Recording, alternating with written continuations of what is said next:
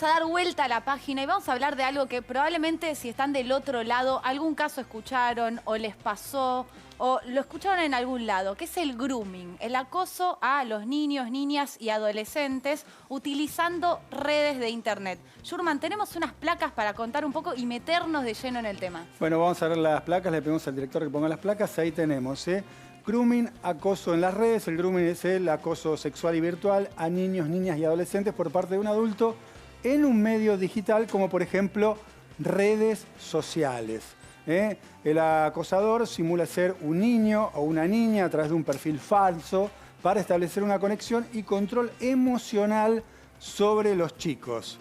A través de distintas técnicas de manipulación, el adulto consigue que el niño o niña se desnude o realice actos de naturaleza sexual. Un poquito la definición de grooming, tema en el cual damos comienzo en este mismo instante. Bueno, estamos con Roxana Domínguez. Roxana es mamá de una víctima de grooming, pero si nunca escucharon su nombre, Roxana es una de las grandes impulsoras de que hoy estemos hablando de grooming en los medios de comunicación, que se hayan hablado a nivel nacional del tema y también tiene mucho que ver con la ley. Ahora vamos a hablar con vos. Bienvenida, Roxana.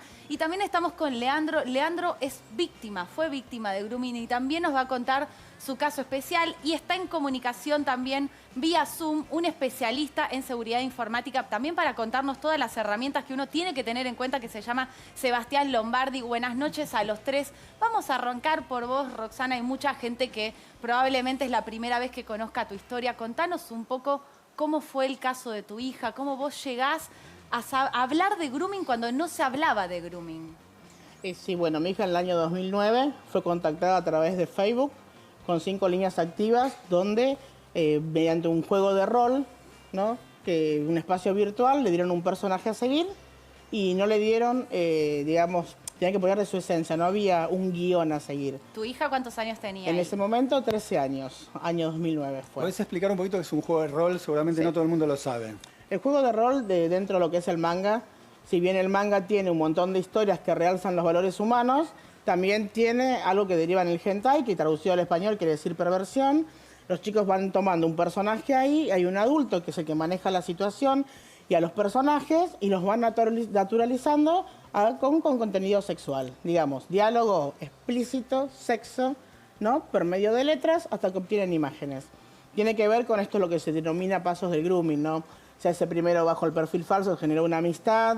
Después esa falsa amistad, ese vínculo que se genera, esa confianza, le van pasando fotografías, bailá, sacate la remera, comentame quién es mamá, papá, van sacando datos todo el tiempo. Van los generando chicos lo dan confianza para que los chicos después hasta hagan que eso. obtuvieron un material que tiene que ver con fotos. Que esto fue lo que pasó con tu hija. Sí, Volvamos sí. al caso. Tuvo que ver con fotos, ella entrega fotografías y bueno, y ahí empieza toda una extorsión.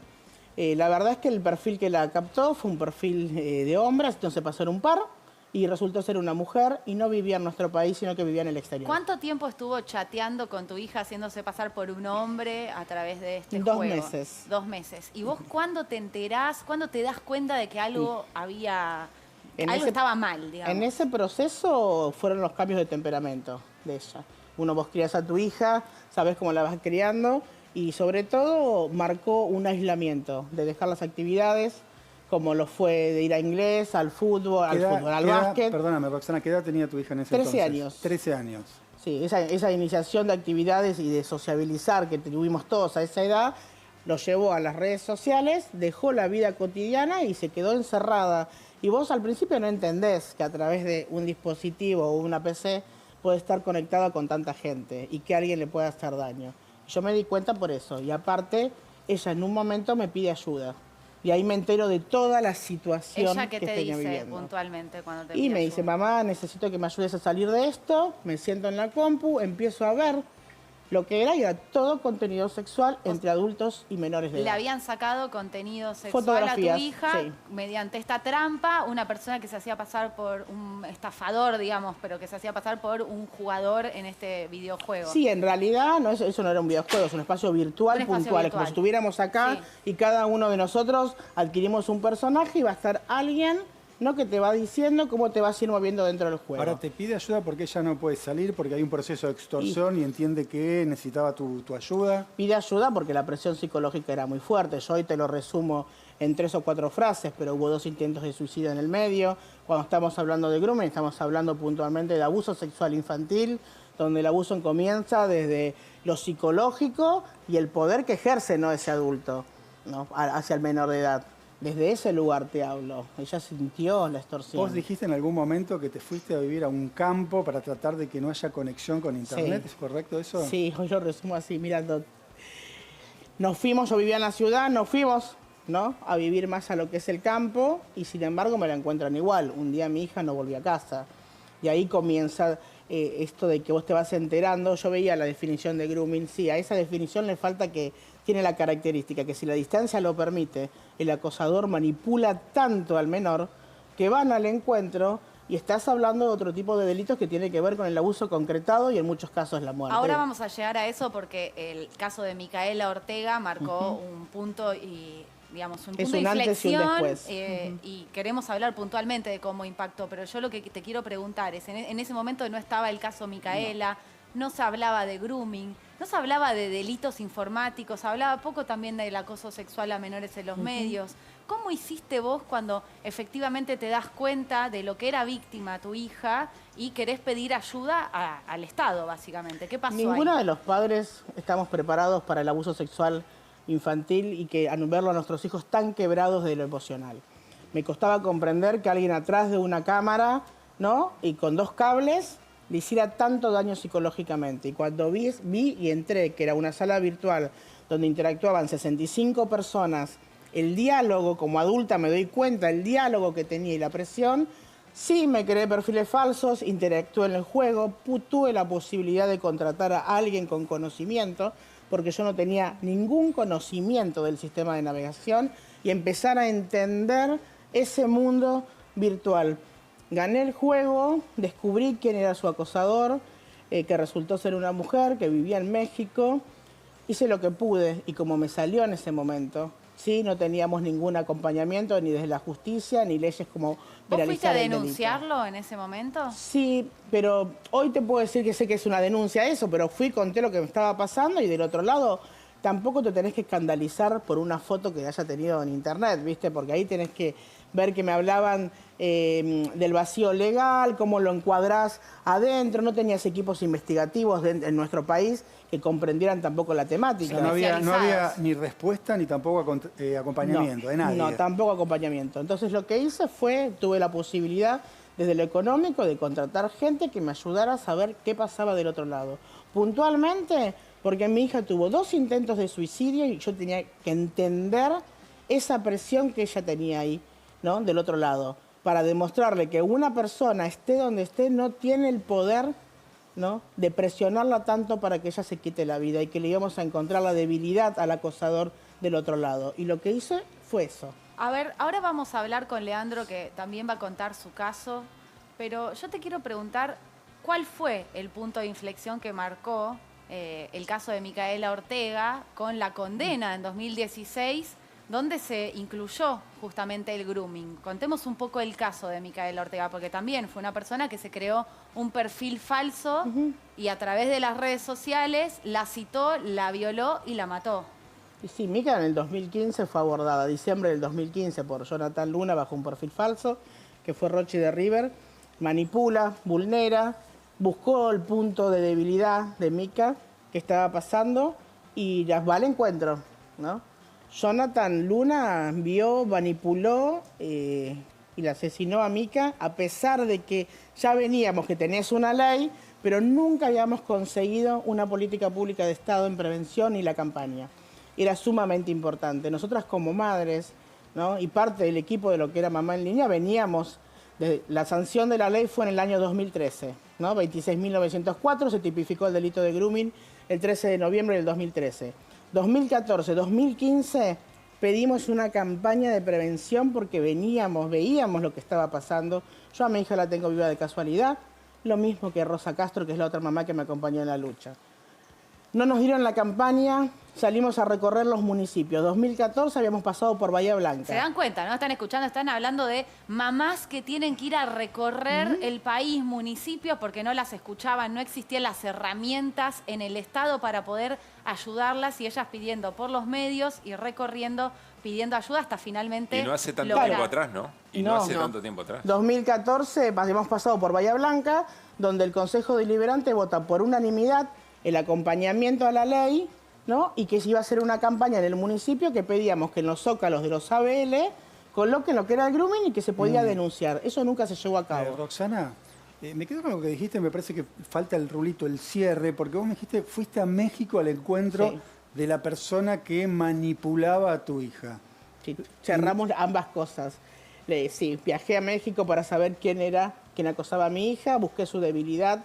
Sí, en México contábamos con leyes mucho más duras que tienen que ver con la distribución de pornografía infantil y la simple tenencia. Ahí me entero que en nuestro país la simple tenencia de pornografía infantil tampoco era delito. Entonces veníamos arrastrando varios delitos, no solamente lo que es la ley de grooming que no estaba tipificado. Bueno, cuando pasamos por el Consejo Deliberante de Bahía Blanca, esto no se llevó a cabo, captación de Micaela, Mónica Cid, su mamá nunca recibió nada, ninguna noticia, porque siempre recordemos que no es lo mismo estar acá en Buenos Aires, capital, ¿no? Y los alrededores, el interior de la provincia tampoco tenía conocimiento de esto, nunca pudo hablar con su hija de que alguien bajo un perfil falso la podía captar. Llegamos a la muerte de Mica y todo el esfuerzo que veníamos haciendo desde el 2009 hasta el 2015, para nosotros, después que murió Mica, fue en vano, porque perdimos una vida. Y cuando después el Estado empieza a reaccionar desde una muerte, ya llegaste tarde. No tenés la fórmula para recuperarla. Y el grooming es un delito que se puede prevenir, la educación es el camino. Estoy convencida de esto. Ahora, en los colegios esto no lo enseñan. Y en ese momento pedíamos que a través del ESI tocaran en encuentros ocasionales que estas cosas podían pasar. Pero bueno, vos sabés que todas las instancias que tienen que ver con las políticas públicas en un Estado es muy difícil porque vos tenés que tener la persona correcta en el lugar correcto donde esto se tiene que aplicar. Bien. Y eso es muy difícil. Leandro, ¿cuál es tu historia? ¿Cómo estás? Bienvenido. ¿Qué tal? Buenas noches. Bueno, como a Roxana y a su hija me sucedió que éramos previos a lo que era la ley 6.904, no existía y se habló muchísimo en ese momento de que eran delitos nuevos y grave error, era una gran mentira, que eran delitos que ya venían, que estaban en nuestra sociedad instalados. A mí me sucedió a través de un chat, sí, que estaba a través de una web móvil. ¿Cuántos años tenías vos? 14 años. La realidad es que estaba alojada en los portales de web de dos empresas muy importantes hoy de telecomunicaciones, ¿sí? Donde esos chats tenías un listado, ¿sí? Donde vos podías elegir la edad, podías elegir los gustos y tenías un listado de personas con las cuales podías dialogar. Lo notable en ese momento, que por ahí uno, con el pasar del tiempo y después de conocer a Roxana y de conocer su caso y habernos puesto a trabajar y acompañarla porque en ese momento había un proyecto de ley también en la Cámara que podía servir para futuro, fue darme cuenta que esas conversaciones con contenido sexual o el envío de fotografías con personas adultas, porque obviamente así estaban identificadas dentro de los grupos, era esto que se conocía como delito de grooming a nivel mundial.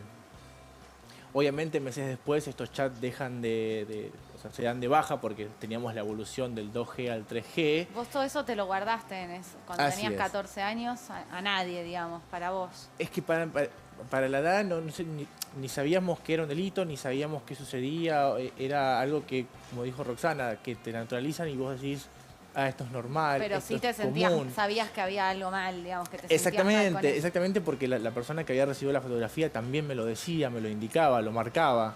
Entonces es muy difícil por ahí comentarlo, charlarlo. Uno siente a veces vergüenza de contar ciertas partes de lo que a uno le pasan, y específicamente algo que nosotros enmarcamos y que bien dijo Roxana es que esto es un abuso y hablar de eso es muy complicado, muy complejo. Déjenme sumar a esta conversación, lo vemos ahí en pantalla a Lombardi, que es especialista, ¿no?, en seguridad informática, y que seguramente hay muchos padres mirando y dicen, bueno, algunos tips para que nuestros chicos no caigan en esta situación. ¿Qué tal? Buenas noches. ¿Nos podés ayudar un poquito a los padres? Sí, seguro. ¿Cómo va? Buenas noches. Y en realidad los estaba escuchando y, a ver, el trabajo que viene haciendo Roxana y Leandro es alucinante. Nosotros también desde Argentina Cibersegura. Y el principal, digo, tip que podemos dar es generar comunicación y un canal de confianza todos los días. Y digo, esto se construye, bueno, con mucho esfuerzo con nuestros niños, niñas y adolescentes, en casa, en la escuela, ¿sí? Porque definitivamente no alcanza con soluciones de seguridad tecnológicas. Pero hay algún, ¿Sí? digamos, hay Esto tiene que ser... signos, perdón que te interrumpa, pero hay algunas cosas, Sí. hay mucha gente mirándonos claramente con la pandemia, no solo con el avance de la virtualidad, sino con la pandemia. Los chicos, los niños, las niñas, los adolescentes están muchísimo más en las computadoras, en los teléfonos, en los videojuegos, streameando. ¿Qué cosas un padre, una madre, un hermano puede tener en cuenta como un signo de que algo raro está pasando en la red y tenemos que estar ahí cerquita entablando un diálogo con nuestros hijos? ¿Hay algún signo que podamos ver en nuestros hijos? Sí, Roxana lo dejaba muy claro. El cambio de hábitos, ¿sí?, es un signo. Lo que pasa es que, sin dudas, en la adolescencia estos cambios se dan. Entonces, hay que estar más atentos. También es muy necesario que como adultos nos involucremos, hasta nos incomodemos en conocer muchas veces las plataformas que utilizan nuestros chicos, porque definitivamente si yo no conozco ese espacio en el que ellos se sienten tan cómodos vinculándose, difícil pueda entender la dinámica, por ejemplo, de grooming. Ahora, Javier, en algún momento se decía, ¿no?, tiempo atrás, bueno, que la computadora esté en un espacio común. Claro, ahora están los teléfonos inteligentes, no hace falta la computadora. ¿Qué pueden hacer los padres, ¿no?, con los teléfonos de los chicos? Y bueno, en definitiva, a ver, ¿cuándo le damos un teléfono a un chico? Creo que todo comienza ahí. Si nosotros le damos un dispositivo conectado a Internet, que no necesariamente tiene que ser un teléfono, una tablet, una notebook, una computadora en el cuarto, son todos dispositivos que nos abren, nos dan una puerta, una ventana a este mundo que es inmenso. Tiene tanto dispositivo, pero seguramente estas cosas no lo son. Bueno, ahora lo tienen casi todos por las clases es, virtuales. Claro, totalmente, pero justamente en este avanzar en nuestra ciudadanía digital tiene que haber una formación. Y bueno, ustedes lo mencionaban, desde el año pasado, noviembre, tenemos la ley Mica Ortega, que avanzó y muchísimo en esta situación, ¿no? Roxana lo pedía a gritos muchos años antes y bueno, hoy lo tenemos y es una herramienta sumamente útil. La concientización, traer, ¿sí?, al consciente que esta es una realidad, que esto es un delito, Ahora, cómo denunciarlo. Quiero ir a un ¿sí? punto, Por ejemplo, porque han salido en los medios varios casos de madres que salen a contarlo, así como Roxana, heroínas que se cargan al hombro un poco la lucha, porque por más que está la ley, todavía en la justicia siempre va por detrás, el Estado va por detrás de estas madres que tratan de hacer algo con los casos de sus hijos. Y hay muchas madres que se han hecho pasar por su hijo cuando se dan cuenta y guardan la evidencia digital. ¿Eso está recomendado? Bueno. ¿Qué hay que hacer? ¿Qué hay que no? Cuando te das cuenta que ya hay alguien que se está haciendo pasar por alguien con tu hijo para tratar de sacarle material íntimo, ¿qué puedes hacer vos como madre, como padre, como hermano? Ahí es fundamental entender que cuando nosotros nos involucramos en esa comunicación, ya el groomer, el delincuente, no está chateando con un niño, sino que está chateando con un adulto y deja de ser grooming, ¿sí? Entonces estamos embarrando, complicando la investigación. Javier. Lo mismo sucede, ya lo hemos visto en muchos casos, cuando nos queremos encontrar como adultos haciendo o engañando nosotros a ese delincuente y encontrándonos en el plano físico. Muchos casos en donde terminan los adultos peleándose, lesionándose en la vida pública y eso justamente cambia todo. Javier, déjame preguntarle a Roxana qué cambio de hábitos tuvo, ¿no?, a partir de esta situación que atravesó su propia experiencia, ¿no? ¿Cambiaste la manera de relacionarte? ¿Dejaste de usar los dispositivos electrónicos? ¿Qué pasó?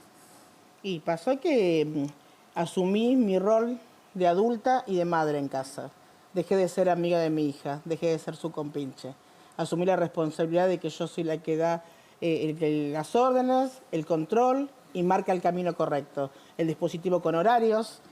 Vos decís que tú te das cuenta de cuáles son los pasos que tenés que tener, sobre todo eso. En esta era digital, no porque yo tenga un TikTok o una red social junto a mi hija, yo tengo que ser una edad par. No, tengo que marcar horarios, pautas, negociemos con nuestros hijos. El diálogo es fundamental. Mirá, cuando mi hija me dijo, mamá, necesito salir de esto, yo me di cuenta que estaba en esta plena era digital, yo cayendo en una era de modernidad, ¿no? Acortando mi edad, casi jugando con mi hija de par a par, en un espacio donde es totalmente público, donde cualquiera puede transformarse en quien quiera ser, porque el anonimato de Internet te lo permite, donde crearte un perfil falso con 2 clics lo tenés, donde miro el perfil de tu hijo, vos le preguntabas a él cosas puntuales, que son detalles, por eso te lo voy contestando, mira, te respondo tu pregunta. Vos tenés tics puntuales. ¿Mirás el muro de tu hijo? Sí. Bueno, tenés 2.500 amigos. ¿Vos conocés a los 2.500 amigos que tiene tu hijo ahí? No. Como mamá te digo, bueno, yo tengo también 2.500. Voy a subir la foto de mi hijo. Como adulta, ¿conozco a esas 2.500 personas donde subo la foto de mi hijo? Entonces, la responsabilidad viene desde el adulto, porque somos nosotros los que les dejamos a ellos el camino a consumir. Mi hija perdió el brillo de su mirada, se aisló. Para mí se aisló, pero que cuando ya estaba en el cuarto, con un dispositivo, yo digo, genial, tengo la puerta cerrada, la ventana cerrada, pongo llave, tengo rejas. Está conectado al mundo, donde todo el mundo puede ver lo que hacía. Entonces, mamá y papá tenemos la responsabilidad y la obligación de sentarnos y hablar con nuestros hijos y ver y hacerle entender que todo lo que se sube en la red queda para siempre en la red, que no hay derecho al olvido, hay que hilar fino un montón de legislación con respecto a lo que es Internet. Yo te hablo de abuso sexual infantil y tenés que terminar discutiendo de la ley de relatorías, del derecho a la información, y empezás a poner en la balanza la libertad de expresión, y te estoy hablando de abuso sexual infantil. Hay mucho por hilar de lo que es legislativo con respecto a Internet. Pero ustedes, como medio de comunicación, tienen leyes. La radio tiene leyes. El correo convencional tiene leyes. Internet es la suma de todos esos medios de comunicación que tenía la sociedad.